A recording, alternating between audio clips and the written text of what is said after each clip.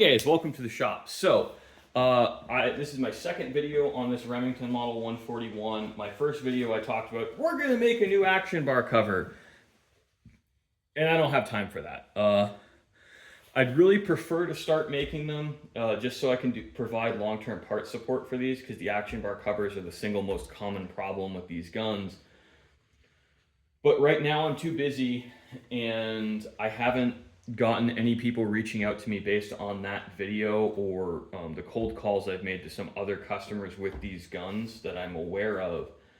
So right now I can't really justify the 30 hours I think it's going to take me to really get good action bar covers made, or at least the dies, and develop the manufacturing for them. I did make one, but I kind of fiddle farted with this tab. I was hoping to do a half moon.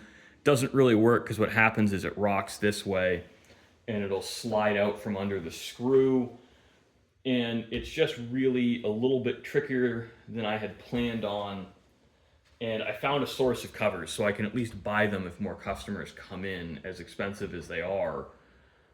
But that's still cheaper than me fiddle farting around with this for the time being. If I get a flood of these, I'm going to change my tune. I'll start making them again, or at least trying to make them again.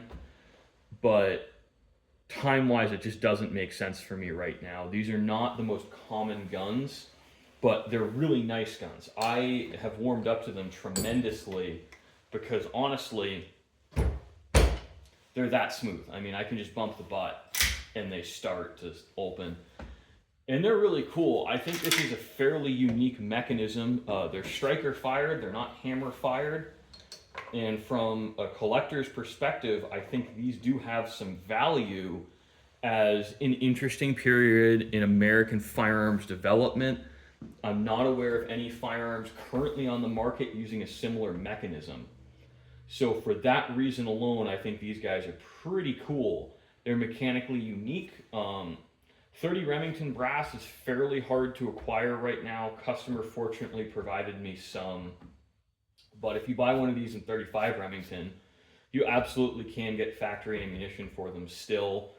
30 Remington is available. According to the interwebs, you can form 30 Remington out of 30-30 Winchester brass.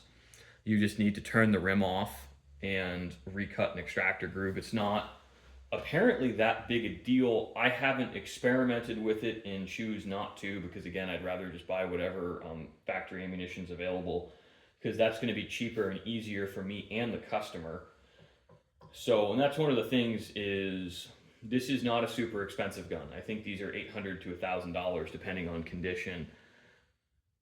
I don't want to turn this into a multi-$1,000 project.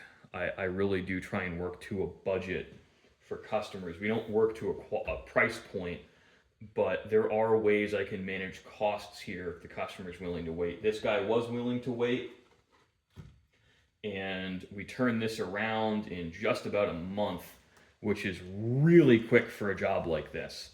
So I'm hoping I can go out and test fire it today, knock on wood, she functions as intended, and I can call the customer tomorrow and he'll come and pick up his really cool older gun and hopefully get a deer with it this fall. I mean, that's I like to see that. If you are following it, I'm starting a trophy room on my website. So if you shoot deer or anything you want to post pictures of, yourself, whatever, as long as it's appropriate, and this is something that I'm comfortable posting on my website, I'm happy to post it and share it, and we'll dedicate a whole website page to it. And if it gets big enough, we'll probably break it into different categories, just so it's a little bit easier to navigate. Thanks for watching, guys. I hope you enjoyed. And if you do have one of these you want to get some work done on, please feel free to reach out. I have found some sources of parts. So for the foreseeable future, i.e. the next year and a half, I should be able to keep supporting these.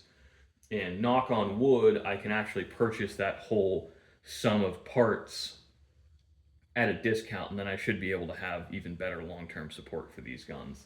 I'm fairly excited about it. I do find these interesting to work on. They're a little bit of a break from my normal fare.